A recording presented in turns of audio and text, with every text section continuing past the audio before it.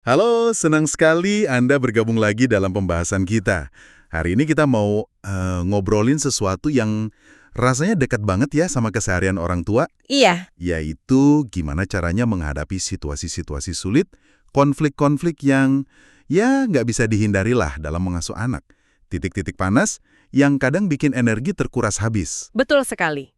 Dan kali ini kita akan banyak ambil inspirasi dari materi yang menarik nih ya, khususnya bab 12 dari buku Psikologi Perkembangan yang pernah kita bahas. Fokusnya ke titik konflik umum. Ah iya, bab 12 itu. Dan yang lebih penting lagi, gimana menerapkan prinsip-prinsip yang mungkin Anda sudah kenal, seperti 5R itu. Relationships, reflection, regulation, rules, dan nah ini dia, repair. Gimana pakainya di momen-momen yang paling menantang. Persis. Jadi tujuan kita sekarang ini gimana caranya membawa teori itu ke praktek sehari-hari. Gimana kita pakai kerangka kerja ini, terutama konsep prepare atau perbaikan itu, pas lagi hadapin tantrum, atau mungkin anak bohong, atau kakak adik lagi berantem, hebat. Karena kan sumber kita ini menekankan konflik itu sendiri sebenarnya bukan masalah utamanya ya.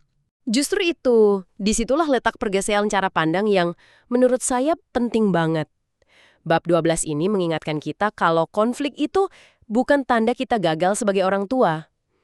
Malah ini bisa jadi sebuah, kesempatan emas. Kesempatan? Kok bisa? Iya, ada referensi menarik di sana ke risetnya Edward Tronick. Mungkin Anda ingat eksperimen still face yang sempat dibahas juga kan? Oh, yang ibu diam tanpa ekspresi itu ya? Nah, itu dia. Riset Tronick menunjukkan bahwa anak-anak yang paling tangguh, yang paling bahagia, yang punya rasa ingin tahu tinggi, itu ternyata bukan anak-anak yang hidupnya mulus tanpa masalah sama sekali. Tunggu. Jadi bukan berarti kita harus mati-matian bikin rumah yang selalu adem ayem tanpa ada gesekan sedikit pun. Wah, itu sih rasanya mustahil ya. Tepat sekali. Mustahil. Dan mungkin juga nggak sepenuhnya ideal loh. Anak-anak yang resilient, yang tangguh itu adalah mereka yang belajar bahwa ketika hubungan lagi retak, misalnya ada salah paham, ada marah, kecewa, orang tua mereka itu bersedia dan mampu untuk memperbaikinya. Jadi kuncinya di kemauan memperbaiki itu. Iya, proses repair inilah yang sebenarnya membangun fondasi kepercayaan dan rasa aman yang kuat banget. Jadi bukan tentang menghindari retaknya, tapi tentang gimana kita nyambungnya lagi. Ada kutipan di bab 12 yang ngena banget. Bukan konflik atau keretakan yang menyakiti kita, tetapi kurangnya perbaikan. Wow, kurangnya perbaikan. Itu benar-benar mengubah cara pandang ya. Jadi nggak salah kalau ada konflik, tapi jadi masalah kalau kita nggak berusaha memperbaikinya. Oke, pertanyaannya sekarang, gimana caranya melakukan repair ini secara efektif? Apalagi pas emosi lagi tinggi-tingginya gitu kan.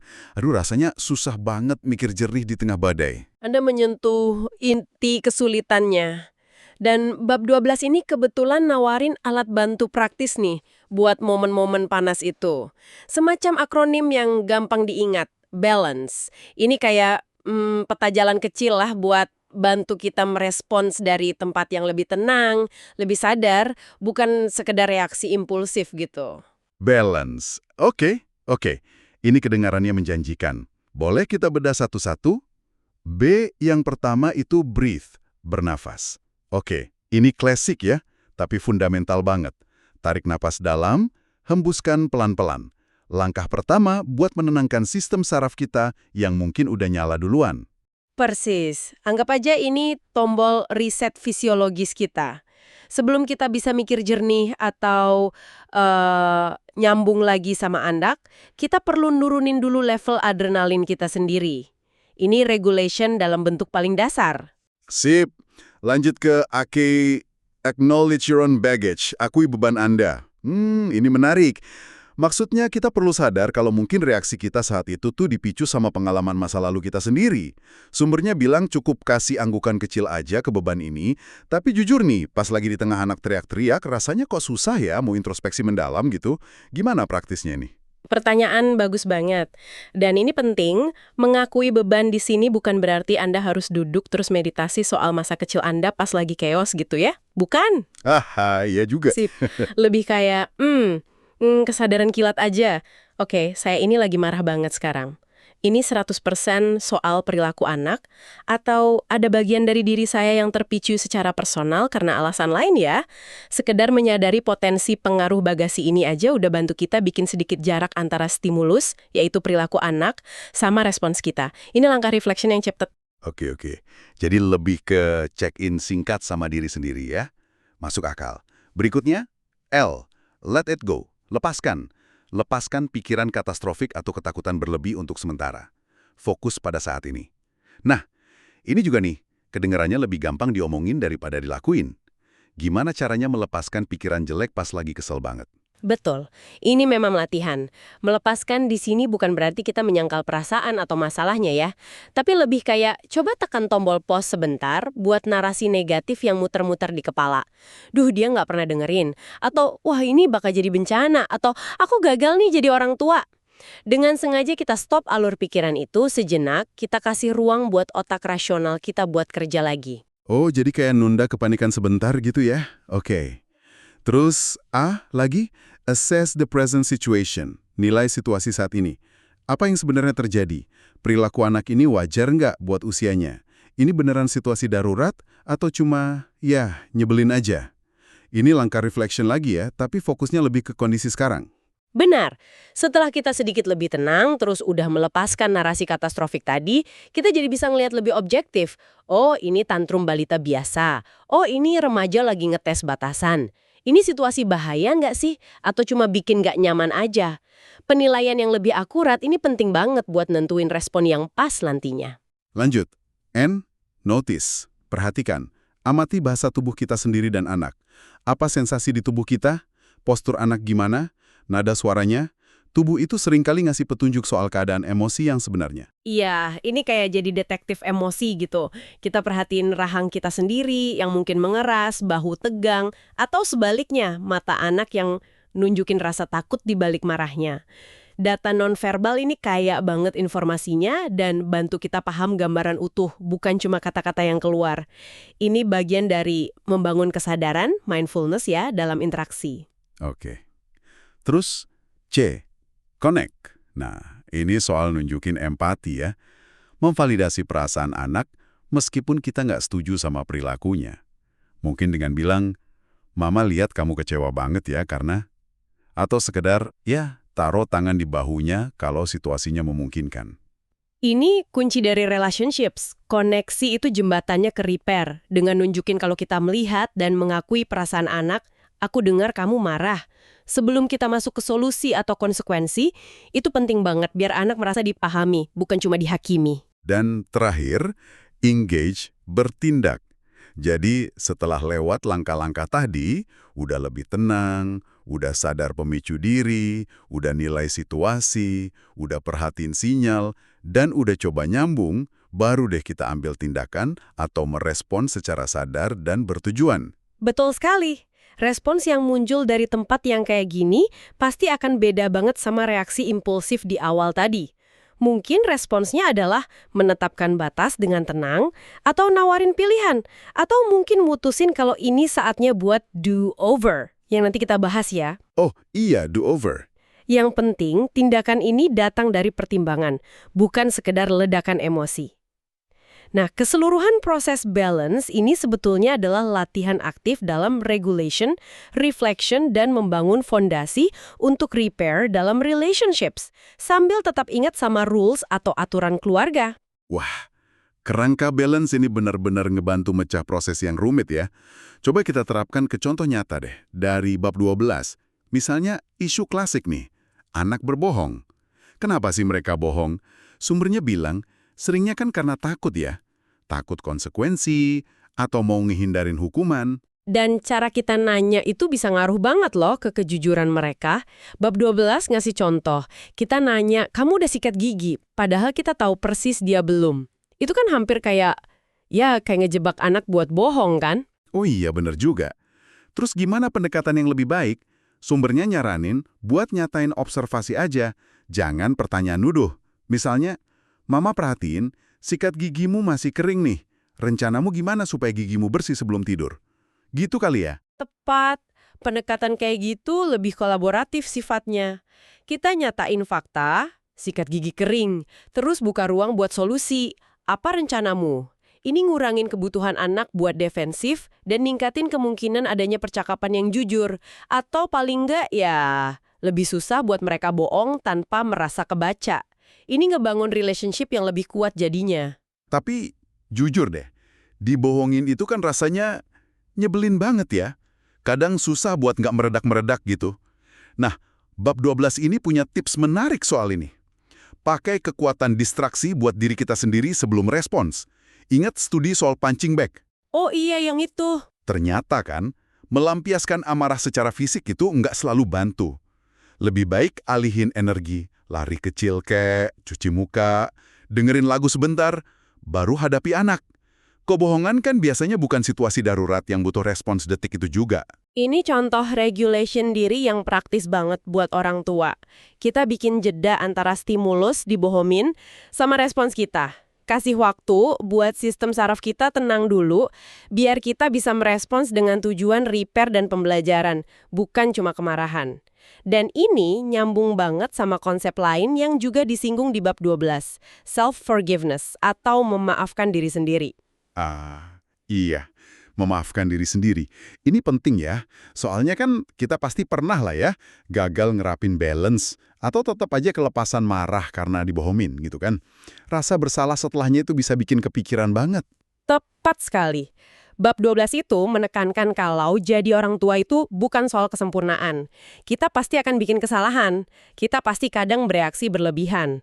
Nah, kemampuan buat maafin diri sendiri, mengakui kalau kita manusia biasa, itu bagian krusial dari proses ini.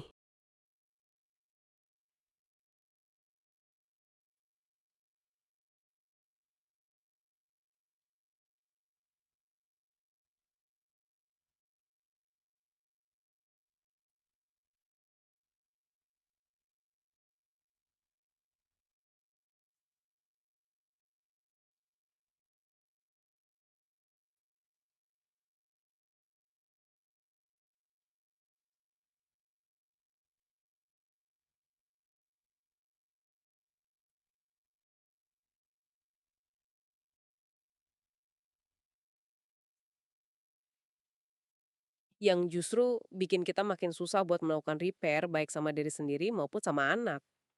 Kalau kita bisa maafin diri sendiri, itu memungkinkan kita buat belajar dari kesalahan dan ya, coba lagi. Oke. Jadi, mengakui ketidaksempurnaan kita sendiri itu juga bagian penting ya. Oke, selain bohong, gimana kalau momen-momen sulit lainnya? Kayak tantrum, rewel, atau sekedar hari yang lagi jelek aja gitu. Di mana interaksi jadi serba salah semua. Bab 12 ini ngenalin ide yang kedengarannya agak unik nih. Do over atau ulang lagi? Iya, do-over ini alat repair yang cerdas dan seringkali efektif loh. Terutama buat meredakan ketegangan yang sebenarnya nggak perlu. Bayangin deh situasi pagi hari yang kacau balau. Semua buru-buru, nada suara mulai tinggi. Nah, daripada dibiarin spiral negatifnya lanjut terus, kita bisa stop. Gimana caranya? Apa kita beneran bilang, oke, semua stop, kita ulang adegan ini? Gitu. Kedengarannya agak konyol nggak sih? Bisa jadi sedikit konyol dan justru di situ kekuatannya kadang-kadang. Bisa dilakukan dengan ringan dan pakai humor. Misalnya, wah kayaknya awal hari kita agak melenceng nih dari rencana. Gimana kalau kita pencet tombol rewind sebentar? Coba bikin suara mundur lucu. Oke, coba lagi ya. Selamat pagi semua. Siapa yang siap buat hari yang hebat? Tentu disesuaiin ya sama usia anak dan situasinya. Bisa kebayang sih, itu bisa bikin suasana cair lagi.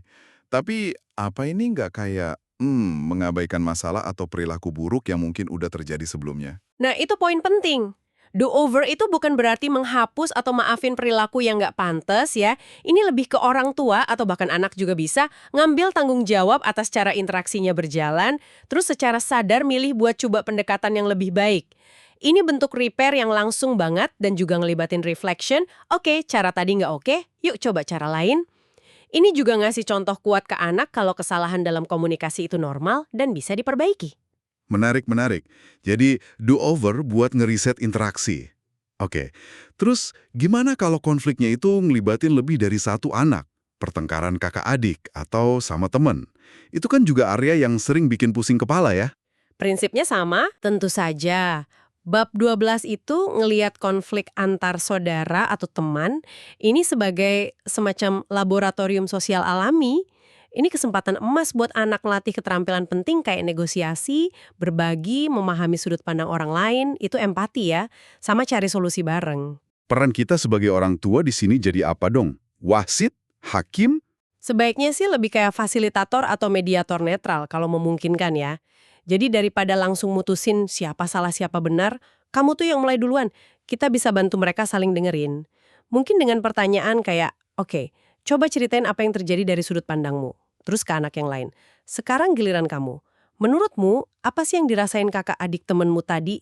Tujuannya bukan buat nyalahin tapi buat bangun pemahaman. Tapi kapan kita harus turun tangan langsung dan kapan sebaiknya kita biarin aja mereka coba selesaiin sendiri? Kadang rasanya serba salah gitu. Bab 12 nyaranin intervensi itu jelas perlu kalau udah ada bahaya fisik atau intimidasi emosional yang signifikan. Tapi kalau pertengkarannya masih dalam batas wajar dan aman, ngasih mereka kesempatan buat coba selesaikan sendiri itu bisa berharga banget buat pembelajaran mereka. Tentu ini butuh penilaian dari waktu ke waktu ya. Dan yang krusial banget, hindari banding-bandingin atau kasih label. Kamu kok nakal terus sih? Atau kenapa nggak bisa baik kayak kakakmu? Aduh, itu merusak relationship banget dalam jangka panjang. Oke. Jadi fokusnya mediasi dan belajar skill sosial ya, bukan ngehakimin, ngelihatnya sebagai latihan, bukan bencana. Benar, kalau kita tarik lagi ke gambaran besarnya, semua strategi ini pakai balance, respon kebohongan pakai observasi, pakai do-over, mediasi konflik saudara, semuanya tujuannya sama. Pakai momen konflik sebagai kesempatan buat perkuat relationships, latih regulation, diri sendiri dan anak, dorong reflection, tegakin rules dengan cara yang sehat, dan yang paling penting, lakukan repair. Konflik yang dikelola dengan baik, dengan fokus pada perbaikan dan pembelajaran, itu pada akhirnya akan ngebangun ketahanan atau resiliensi dan kecerdasan emosional anak. Ini nyambung sama kutipan Martin Luther King Jr. di awal bab 12 itu, yang intinya bilang kalau dasar dari penyelesaian konflik sejati itu adalah cinta. Dalam konteks ini ya bisa kita artikan sebagai empati, pengertian, dan kemauan tulus buat memperbaiki hubungan. Jadi kalau dirangkum nih ya, intinya jangan takut sama konflik. Anggap aja itu bagian gak terpisahkan dari tumbuh bareng. Kuncinya ada di kemauan dan kemampuan kita buat melakukan repair, terus alat kayak balance bisa jadi pegangan di saat sulit. Dan konsep kayak do-over sama maafin diri sendiri, itu bantu kita biar tetap di jalur yang konstruktif. Tepat sekali. Coba ubah lensa Anda. Situasi sulit itu bukan bukti kegagalan, tapi semacam undangan untuk terhubung lebih dalam lagi dan ngajarin keterampilan hidup yang tak ternilai ke anak Anda dan juga ke diri kita sendiri tentunya. Wah, ini benar-benar ngasih perspektif baru yang rasanya lebih memberdayakan ya. Mungkin ya, sebagai penutup, ada beberapa pertanyaan yang bisa Anda bawa pulang nih buat direnungkan terinspirasi dari obrolan kita soal bab 12 ini. Pertama, coba deh inget-inget lagi satu konflik yang baru aja terjadi sama anak Anda. Kira-kira gimana ya interaksi itu bakal beda kalau Anda, dalam pikiran, coba dekatin lagi pakai kerangka balance dan fokus utamanya ke repair. Apa yang mungkin berubah dalam perasaan Anda atau anak Anda setelahnya? Pertanyaan reflektif yang bagus tuh. Ngebayangin lagi dengan pendekatan beda. Dan yang kedua, apa ya satu langkah kecil aja yang bisa Anda niatkan buat dicoba lain kali pas konflik mulai panas? Satu hal kecil aja, untuk lebih prioritasin koneksi sama anak Anda di tengah momen emosional itu sebelum langsung loncat ke koreksi atau solusi. Satu langkah kecil untuk koneksi sebelum koreksi. Itu pengingat yang kuat ya, dan rasanya lebih mungkin dilakukan. Terima kasih banyak sudah menyimak kajian mendalam kita kali ini. Semoga percakapan ini memberi Anda beberapa alat dan sudut pandang baru untuk menavigasi dinamika pengasuhan yang penuh warna ini ya.